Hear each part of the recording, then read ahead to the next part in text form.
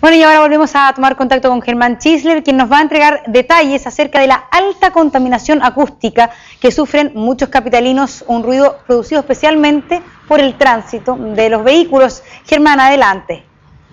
¿Cómo están? Muy buenos días. Así es un estudio que realizó la CONAMA tanto en las comunas de Antofagasta como en Providencia y determinó que por lo menos en la comuna donde estamos ubicados, Providencia, el 32% de la superficie en horario diurno presenta niveles mayores al promedio internacional de decibeles. Nosotros estamos ubicados precisamente, Jorge Alvarado, muéstranos, en una de las esquinas más ruidosas de Santiago, la avenida 11 de septiembre con Pedro de Valdivia. Gran cantidad de micros, buses del Transantiago, de vehículos también, y también por acá pasa el metro bajo la superficie y también hay unas bocas de aire donde se escucha cada vez que pasa el tren muy fuerte, el tren subterráneo. Por lo tanto, es una de las intersecciones con más ruido en Santiago y es una también de las principales fuentes de emisión de ruido, esto del tránsito vehicular, seguido en segundo término por el ruido que provocan los vecinos y también en tercer lugar por las obras de construcción. Así lo señalan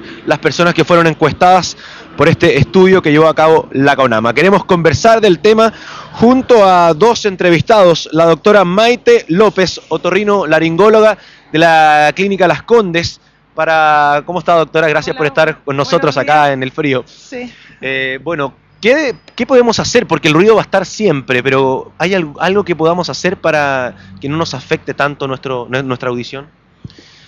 Bueno, estando acá inmerso y viviendo acá, de repente es difícil excluirse de este ruido, pero de repente tratar de que esto no sea constante y todo el tiempo, es decir, un poco ventilarse del ruido, o sea, descansar un poco de este ruido o aislarse cerrando ventanas o moviéndose hacia otra parte.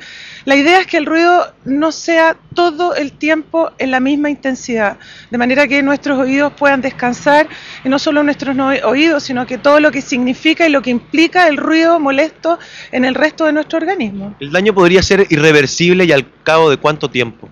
Es difícil de decir al cabo de cuánto tiempo, depende de la intensidad, de la frecuencia, de la intermitencia del sonido, pero el daño provocado directamente sobre los oídos, una vez que se produce, es absolutamente irreversible. Ahora, es distinta la intensidad que es necesaria para provocar el daño a nivel del oído, como lo que implica quizás un ruido menos intenso pero molesto en el resto de nuestro organismo, desde la falta de atención, dolor de cabeza, ansiedad, etcétera. Hay una serie de implicancias en relación con el ruido molesto. Pero precisamente la gente en este estudio que yo les comento señala que el ruido les afecta para la lectura, para concentrarse, para cosas tan simples como ver y escuchar la televisión. Queremos conocer qué ruido hay a esta hora y por eso estamos precisamente con Jaime de la Nueva, director de la carrera de sonido del DUOC, quien anda acá con una maquinita que está señalando el nivel de ruido que hay acá en la avenida 11 de septiembre con Pedro de Valdivia. Jaime, ¿cómo le va? Buenos días. Buenos días, Gemma. ¿Qué consiste esto? Bueno, este es un sonómetro, es un equipo analizador del sonido, del nivel de presión sonora, y en este momento estamos registrando el evento sonoro desde hace aproximadamente un par de minutos y podemos ver aquí en amarillo el nivel instantáneo, podríamos decir, el segundo, y en rojo podemos ver el nivel promedio energético, podríamos decir, desde los últimos minutos. Los niveles que se registran ahora en este sonómetro corresponden a qué nivel, ¿están sobre la media o están bien a esta hora? Están bastante altos, propio del tránsito vehicular. Recordemos que el flujo vehicular es el responsable del 70% de la contaminación acústica en una ciudad. Y bueno, los niveles que estamos viendo son bastante elevados si lo comparamos con los criterios de la Organización Mundial de la Salud, por ejemplo. Acá, esto que está midiendo, señor Jaime, de la NUA, esto es básicamente por el ruido ambiente de la congestión vehicular, del tránsito, de los buses principalmente, pero ¿qué otros factores podrían determinar? ¿El metro que pasa por acá abajo también? También, bueno, nos encontramos cerca de una toma de aire, así que también estamos siendo influenciados por el metro, pero principalmente es el tránsito pesado y en menor cantidad el flujo vehicular liviano. ¿Cuáles son los lugares más congestionados ruidosamente en Santiago que usted ha podido determinar a través de este estudio?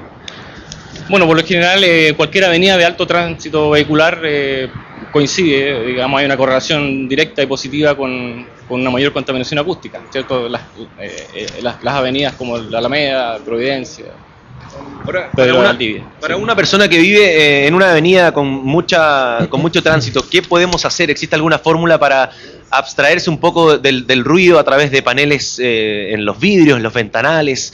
¿Alguna forma para poder convivir con mucho ruido? Bueno, esa es una buena pregunta porque lamentablemente en Chile no está legislado el aislamiento acústico mínimo para las fachadas de las viviendas. Sí lo está para el elemento separador de viviendas con el vecino, por ejemplo, pero no así con la fachada, lo cual en estos momentos deja a las personas desde un punto de vista del derecho completamente, digamos, sin protección. Montserrat. Sí, yo quería preguntar, Germán, a ver, hay mucha gente que en Santiago vive, por ejemplo, cerca de las nuevas autopistas o de esta misma esquina donde tú estás en Providencia con Pedro de Valdivia. Por ejemplo, usar tapones para dormir o quizás cuando están en las horas puntas mientras uno está en la casa, ¿es positivo, es bueno o no? Bueno, puede ser una buena alternativa como para evitar que el ruido te impida un buen descanso, que es fundamental para al otro día poder estar bien para una actividad diaria y enfrentarse a este ruido.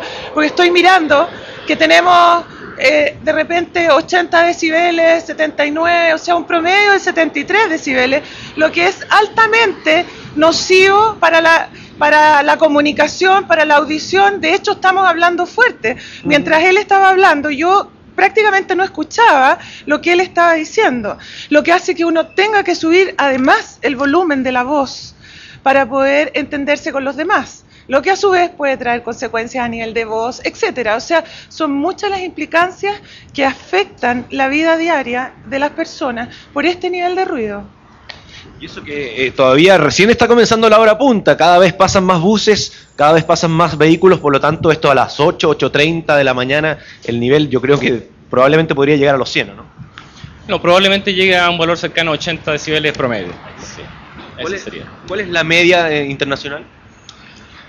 Bueno, diríamos que el criterio de la Organización Mundial de la Salud, que considera, digamos, una situación altamente molesta de un nivel promedio de todo el día, en base de 16 horas, es de 55 decibeles. 55 decibeles. A ver, ¿qué dice, doctor? Entre 50 Sí, Montserrat. Sí, y eso finalmente lo veíamos un poco, pero estar sometido a este nivel de ruido constante durante el día, ¿puede finalmente transformarse en una sordera con el paso del tiempo o no? Sí, o sea, se ha visto que sí, estar sometido a este nivel de ruido en forma constante y por harto tiempo puede producir pérdida auditiva. De hecho, alrededor se dice que de 1/3 de la población mundial que vive en ciudades como la nuestra tiene algún cierto grado de pérdida auditiva que probablemente no lo ha notado y que a medida que pasa el tiempo y dependiendo de las susceptibilidades personales puede afectarse más o menos. Y eso se ve más en las personas de edad, por ejemplo, que son mucho más afectadas por este nivel de ruido constante y a diario. Bueno, es un problema que hay que tratarlo como ciudad, son problemas nuevos, siempre ha existido la contaminación acústica, pero nunca con los niveles como los que vemos hoy en día. Sin duda que es tarea para las autoridades del medio ambiente hacer frente a esto, tal como se hace con la contaminación ambiental. La acústica también es otro problema que nos afecta a los santiaguinos y, por ejemplo, en Antofagasta, donde también se hizo este estudio, también hay harta contaminación acústica. Agradecemos a Jaime de la Noa, director de la carrera de sonido del DUOC, y a la doctora Maite López de la Clínica Las Condes, quien tiene que irse a operar ahora, por estar junto a nosotros en esta fría mañana de Santiago. Bien, Germán, muchas gracias por tu informe. Buenos días. Buenos días.